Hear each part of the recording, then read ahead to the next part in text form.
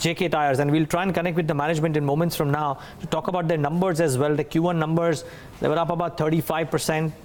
There was an EBITDA of 325 crores versus an EBITDA loss. The net profit was 64 crores versus a loss as well. There was some operational efficiency that we saw.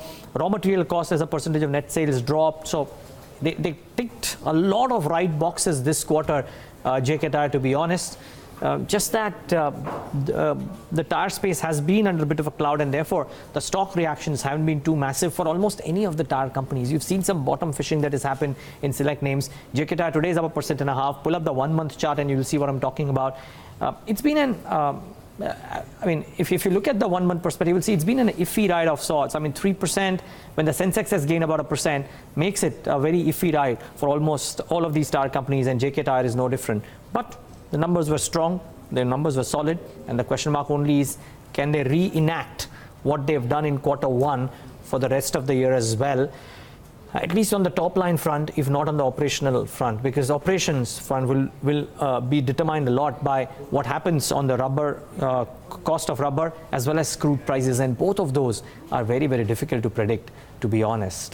So that's something that you got to keep at the back of your mind. Mr. Ashok Kumar Kinra joins us right now with his thoughts really on the same. Mr. Kinra, good having you. Thanks so much for joining in.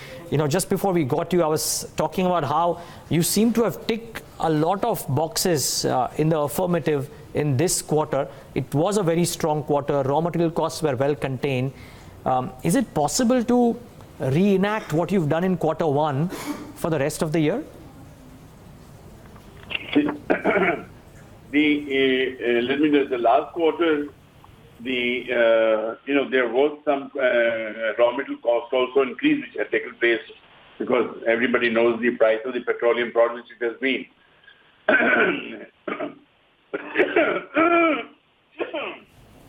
Fortunately, the petroleum prices are now stable.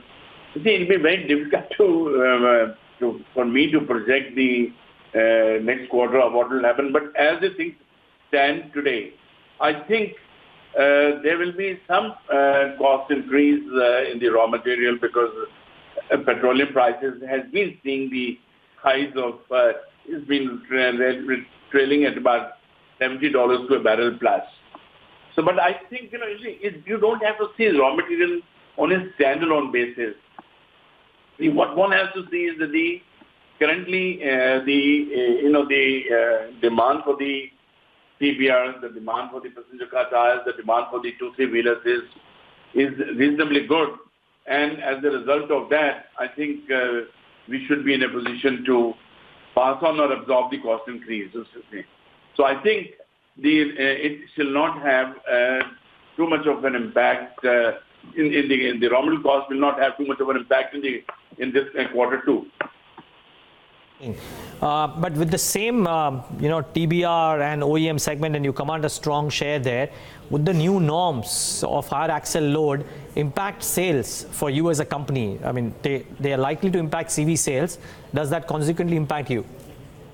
You see, like the TBR today, the demand from the OEMs is very good, because the realization with the OEMs is almost touched 75%. And on an overall basis, it is 50% plus, 52%. So the demand for the TBR is very good at the moment. It is. And secondly, with regard to the commercial sales, commercial vehicle sales, I don't think too much of an impact will take place in the coming period. Sir, the reason why I ask this, because I think in a recent investor presentation, you guys have mentioned that the overload control would be a growth driver. Now that that control is out of the way, does it have an impact on the expectations that you would have had? You see, in the investor presentation that you are referring to, the growth drivers currently are the good demand for the TBR products, and the passenger car story is still a good story for us to carry. And the third product where we are focusing is the 2-3 wheeler. There also the story is good.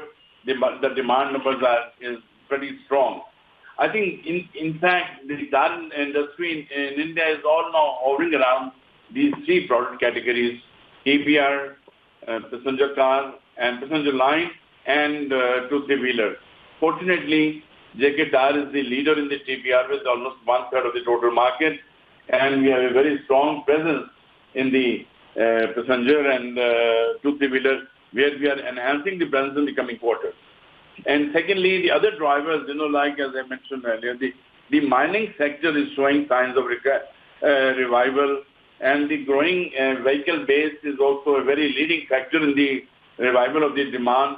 And the most important factor is the government's thrust on agricultural and rural development, which will drive tractor sales. And since the good monsoon is expected the current monsoon going on, good monsoon is expected, this should also increase the rural incomes. So that impacts, in fact, the entire economy. It impacts the two three-wheeler sales will be good. As a result, the two three-wheeler demand will be general. The consumer spending will go up, and there shall be also a lot of focus is being laid on the rural infrastructure. This should also is good for the tire industry.